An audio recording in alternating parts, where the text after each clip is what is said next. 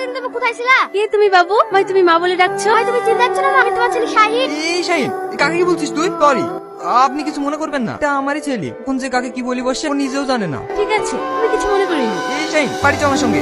না না আব্বা, মাকে ছেড়ে আমি যাবো না। ঠিক আছে বাবু, আমি তোমারই মা, এই নাও। এরকম করে না, চ। আমি খাবো না, আমি মায়ের কাছে যাবো। আমি মাকে ছেড়ে খাবো না। না বাবা, এরকম করে না, খেয়ে নাও। তুমি আমার মাকে এনে দাও, আমার মা আমাকে খাই দেবে। তুমি চলো, আমি এক্ষুনি মার কাছে গিয়ে খাবো। ওই তো আমার মা। আরে বাবু তুমি?